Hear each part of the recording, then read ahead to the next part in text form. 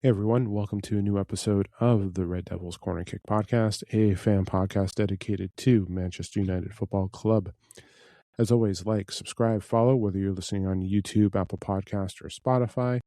And you can follow on social media, Instagram, TikTok, or X. Thank you to those who have been liking, subscribing, and following. I greatly do appreciate it.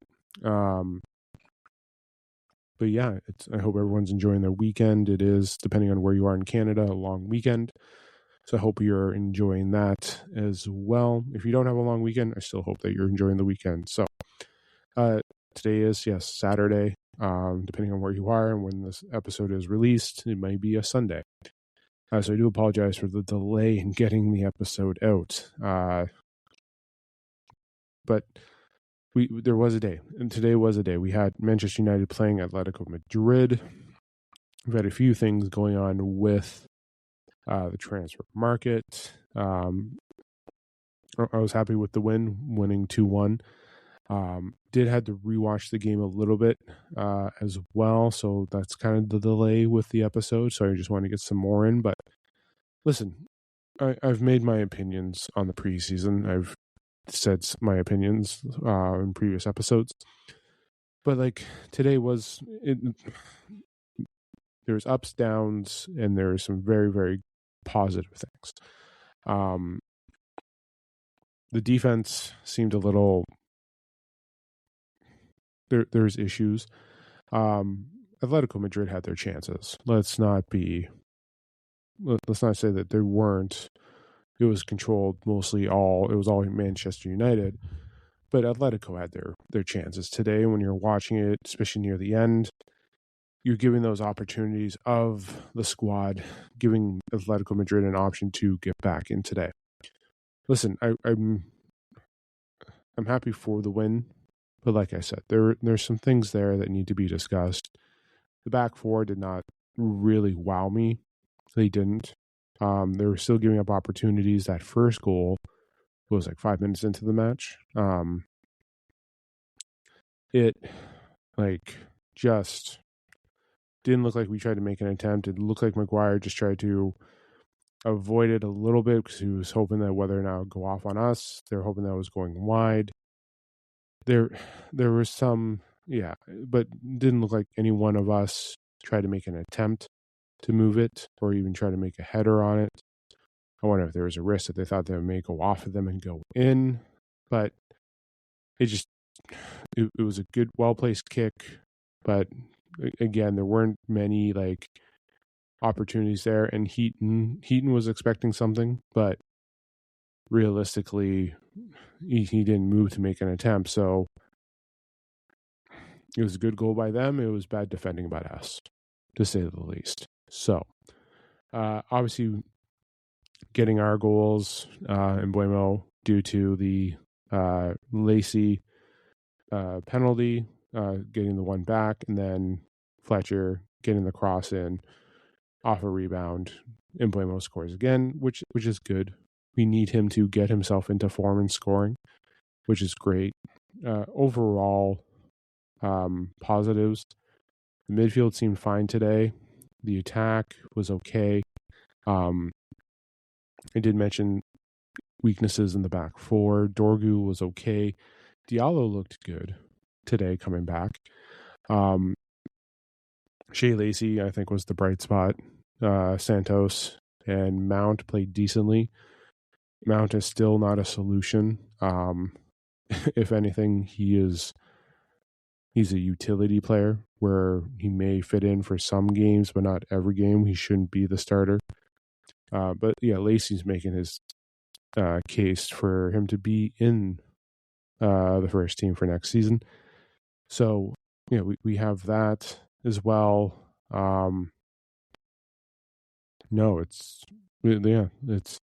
There's some good things. Xerxes was okay. He came on for Lacey. Happy to see JJ Gabriel get on there. It is good for Fletcher for him to get that cross in to help contribute to that goal. Just trying to think else. Overall, yeah, we got the win. Let's not jump up and down. Next week is our challenge where we're facing PSG, Leeds, and then AC Milan. all within a week. So that's going to be a test of our fitness. I don't know what PSG is going to be like next week since they're playing in the Super Cup on the 12th. So we are going to have to see how that goes.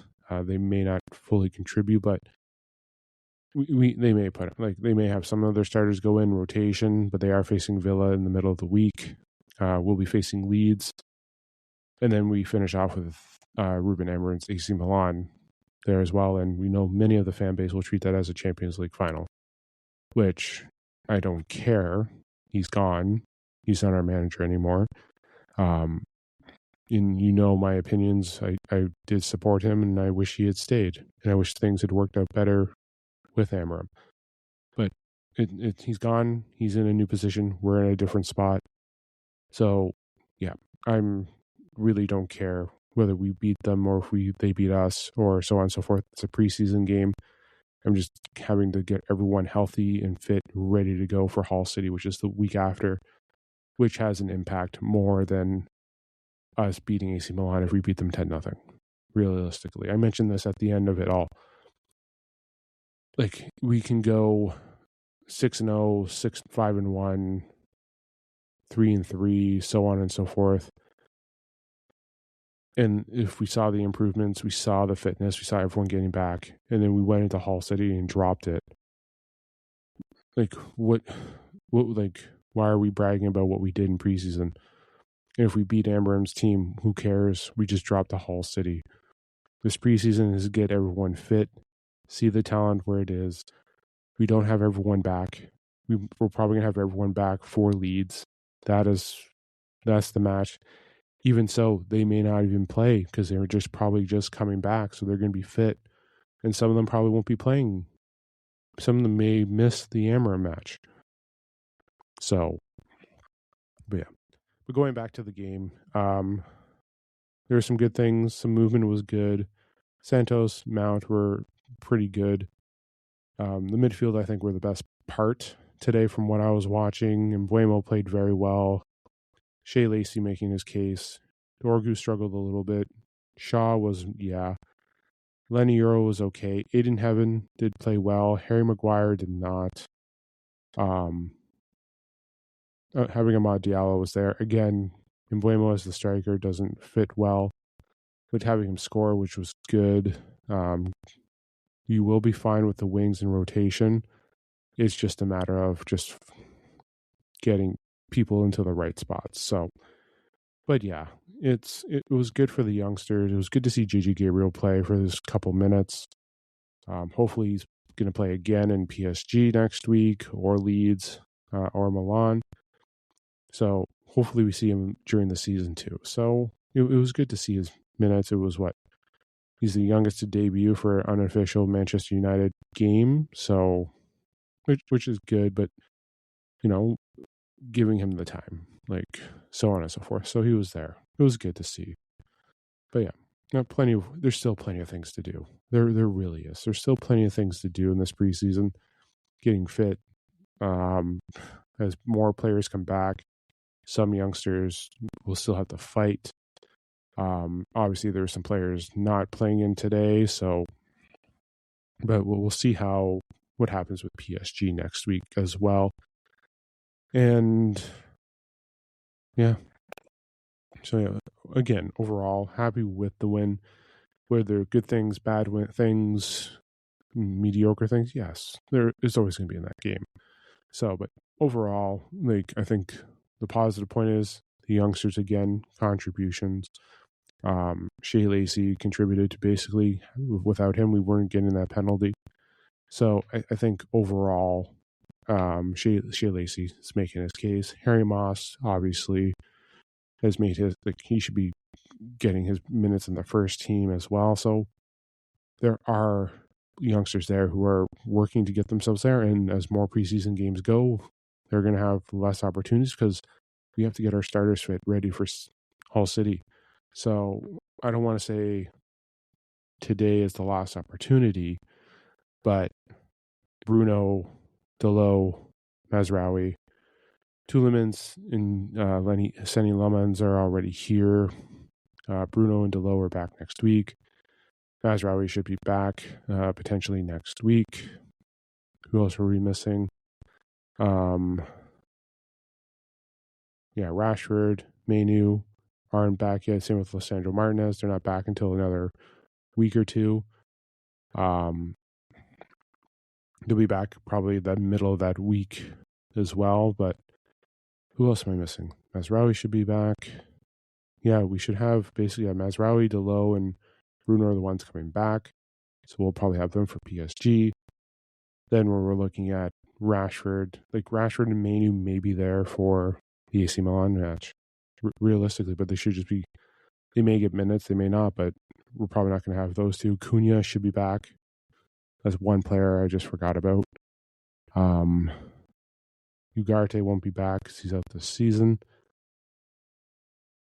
Yeah, that's it. Like, that's the players. So yeah, Cunha, Bruno, Delo, and Mazraoui should be back next week. Tielemans should be already in fitness, getting ready. So we should see them playing against PSG next week. Same with Diallo. But obviously the other ones won't be there until probably Leeds. We'll see them debut. So the final two games is where we'll probably get the full. And then we're still waiting for Benjamin Sesko to get healthy. Who else there? Yeah, that's basically it. But the next game's time is going to be limited for the youngsters. But like Harry Moss, Shea Lacey, they should get their times in.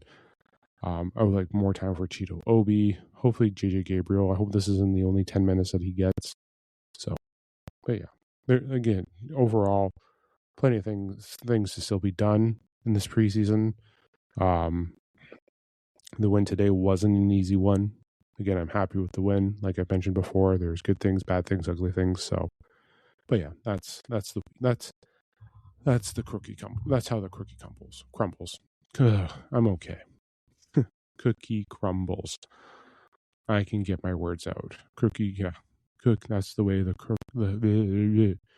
that is. Yeah, I'm not going to try it again. My tongue is tied. Transfers.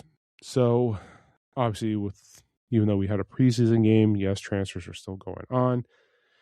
Lewis Hall's back in the news. The potential, obviously, with Eddie Howe going, we now have Lewis Hall potential as well. But Arsenal seems to be going with him because there's talks with Miles Lewis Skelly as a possible addition. Well, Newcastle, Lewis Hall is understood to be the Red Devils' top option for their left side and their long-standing interests in the Arsenal talent. So, but yeah, it looks like there's a toss-up between the two. Sancho is no longer one of ours. He's left. Cool. Welbeck. The strikers. So this came out the last couple of days. Obviously, Thiago is a target. I've heard his name mentioned a couple of times, just even going back to like March, I saw his name being thrown in. So he's potentially looking into it, but I know Brentford are willing to keep him. They're not looking to move on from him or move with him. Tielemans obviously is still there, according to Day. At the end of the day, like I can talk about these these targets, but again, nothing is really there. I did see Ethan Waitley is getting interest from Everton. I really don't want to be selling off our youth. But yeah, it looks like Ethan Wheatley is being looked at for them. Brentford. Just taking a look here. Because there's one player here. United alerted into increasingly serious interest in transfer target. Informed of developments regarding Mika Götze, the future through the player's representatives. According to Team Talk, Liverpool, Arsenal, Spurs, are also apparently interested in him. He's valued at around 50 million. He plays for Ajax.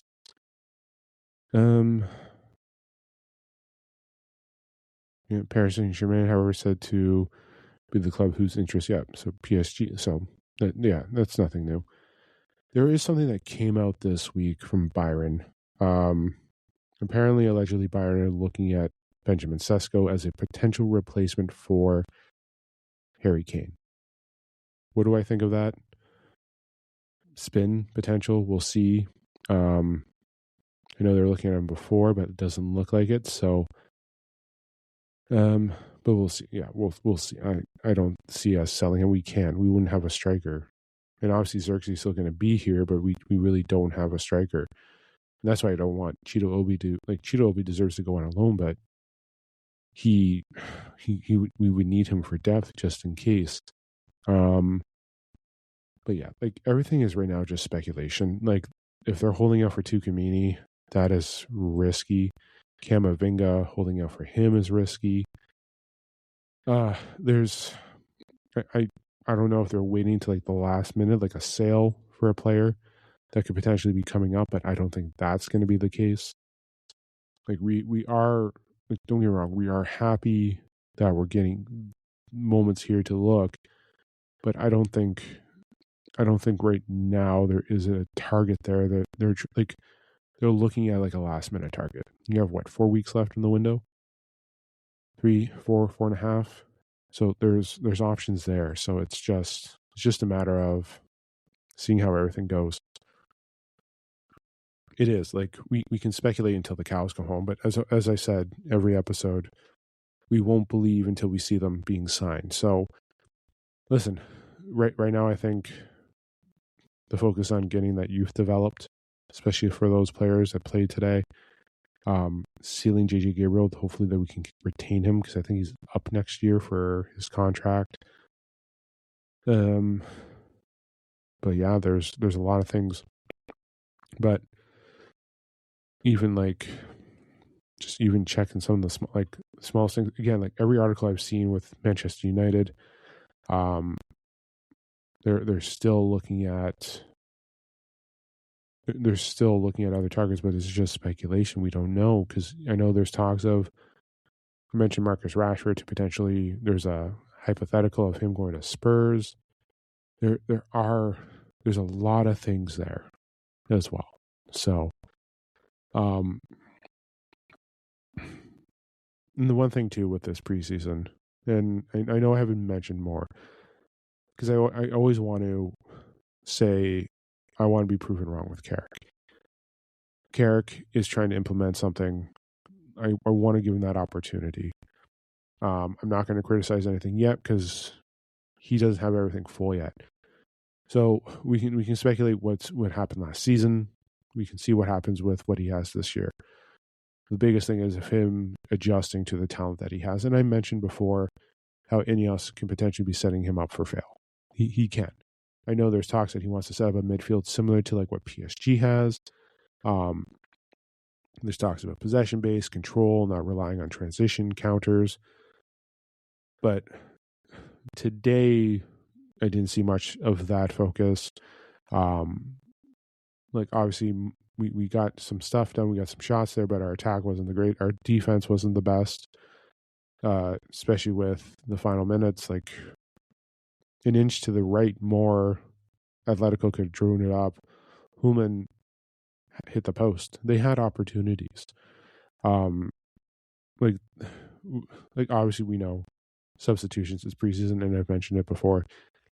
But as we get to those games next week, Carrick has to start treating them like almost real matches. And if he starts doing that and we see what we are expecting, at the end of the day, we can see what we're happy with, but when we still win,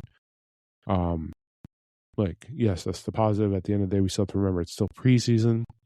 But if we were seeing that growth of what he wants, and we're seeing the positives of adjustments, then yes, that's fantastic. But realistically, we can't judge until Hull City.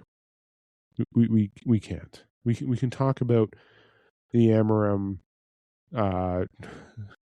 Carrick derby until the cows come home, which again we're 2 weeks away from. So we can talk about that, but at the end of the day, that doesn't impact or anything or go for it. It's right there. So, but yeah. But overall, like Carrick has his work cut out for him. We have to see if we're not seeing positives at the beginning of the season, and I don't want to be like, I'm giving Carrick the full chance. I'm not going with manager selections. I'm not going out with because I saw the Sean Dyche thing this week, and then I saw people posting, now that Eddie Howe is gone, there's the Sean Dyche comments. Nick Gelsman, I think, is available. So the question really is come December, like, who do you want? And like, I just saw that, I was like, come on, can we just get through preseason? Can we get through games? Like, can we really get through that? Like, are we really, like, the media won't be doing what they did with Amram last year. The fan bases, some fan channels are already talking about that. Some posts, like, I'm like, listen, I've given negative episodes, but I'm not going to sit here and be like, well, like, I'm not going to start calling for the manager's head yet. I'm well aware of what happened last season. The whole season last year, yes, we're well aware of it. The question is now is, what does he do in this circumstances coming through? Like, it's like, and he's getting like, he's gonna have challenges. He's gonna have challenges with the new signings.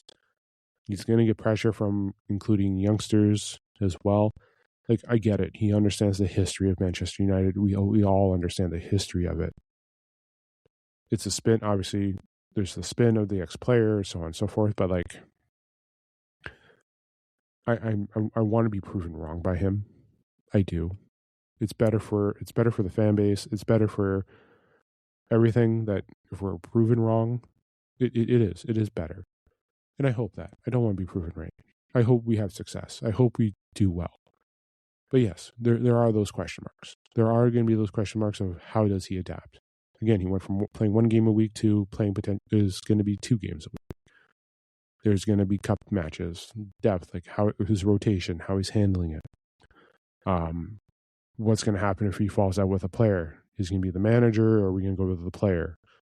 So like we have to see the control here. I don't care about the videos being shown from Manchester United. We saw those with every manager. Every manager has come out with great. And we're going to see those photos of so-and-so did better at practice today versus so-and-so, blah, blah, blah, blah, blah. Like, so. But yeah, I'm going to leave it there for the episode today. I will be back on Tuesday as well to talk more. Like, I think Tuesday I'll go more into depth just talking about Carrick and what I'm hoping for him this season. I really am. I think I need to have that episode of Let's Talk Michael Carrick. Because, again, in February, I released an episode of how he was going to be the manager. Like, and if you haven't listened to it, please. It is available on Apple and Spotify and YouTube, and I have those episodes there. But being proven wrong does help the fan base, but there's a lot of things that need to be worked this off season, and obviously you can't do it with the whole squad. So realistically, we're not really going to be judging him until Leeds and AC Milan and Hull City. That first Champions League match where we're going to have Everton before and then Man City after. So we really, like, the test is the beginning of the season.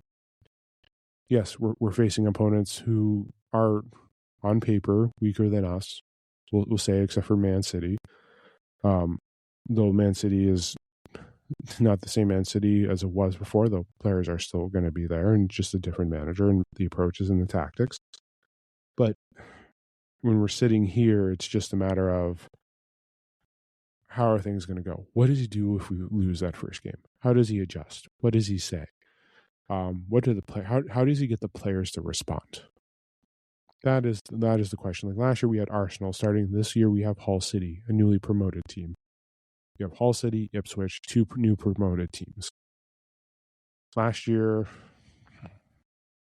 let's go to last year. If I can get the schedule up from last year. It's loading. Computer is loading. Come on. Come on. Okay, fixtures. Last time I did this, it did not go over well. Let's go back. Yeah.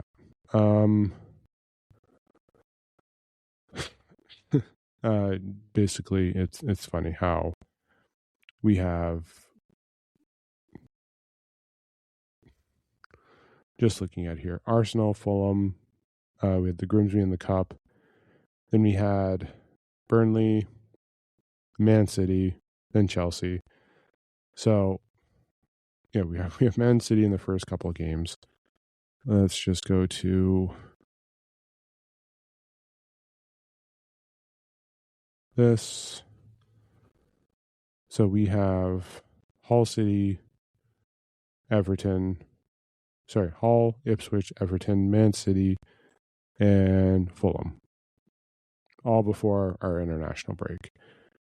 And then I'm pretty sure we'll probably have a cup draw in there, along with we'll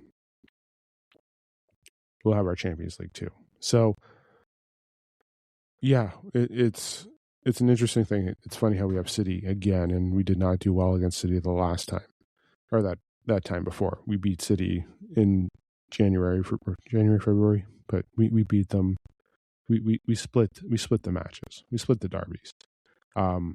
But yeah, that's the test right there when we're seeing it. Like, people are saying, well, we should start with 9 points. Nothing's guaranteed. We're on the road to Everton. I know it's in Liverpool, but we've had our struggles there. We know what happens. The benefit is we're playing Man City at home first, but it is early, and we're playing Fulham, where we have struggled with Fulham. It's not a lie. We have struggled with Fulham. So our first out of our 1, 2, 3, 4, 5 Premier League games, where are we here? Fulham, 3 on the road and 2 are at home. So we have 3 games to try and win on the road. Hull, Everton, Fulham, you have to try and win those. And that's a difficult part. You have to travel. We're not at home. We're facing, Ipswich. I think we drew twice last year. And then City, obviously, we split. Yeah, let me just check Ipswich last year. Head to head. So, yeah. 2024, we drew them. And then 2025, we just beat them by 1. That was the last time that we played them. So, yeah, they gave us a good showing. We did struggle. But this was like 2024. This was just at the time of Amarim coming in. So, that was a different team. We're a different team again. I feel like every year and a half, we're a different team. Every season, I think we're a different team. Doesn't matter who the manager is. But yeah. Okay, I'm going to leave it there. But yeah, Tuesday's episode is just going to be Michael Carrick, just discussing with him. The things I want to see with him this upcoming season. There's a lot. There's like, there are members of the fan base that wanted him. I've given my opinion how I didn't want him, and I explained how Ineos and them wanted it. And again, it's all in that episode that I did previously, and I think I titled it "Michael Carrick will be the new manager," or the new manager is Michael Carrick. So give that a listen. But yeah, I'll talk Michael Carrick on Tuesday and talk a little transfers. But yeah, again, happy with the win. Happy to, again, we can't really see things until everyone's back. There were good things today, some bad things, and again, ugly things as well. So, but yeah, I'll talk to you guys Tuesday. Enjoy the rest of your weekend. Again, if you're having the long weekend, enjoy the remainder of your long weekend. I will, and don't forget to like, subscribe, follow YouTube, Apple Podcasts, Spotify. and then Instagram, TikTok, or X for social media. Again, enjoy your Saturday, enjoy your Sunday, enjoy your long weekend if you have it. This is the Red Devils Corner Kick Podcast. Glory, glory, Man United.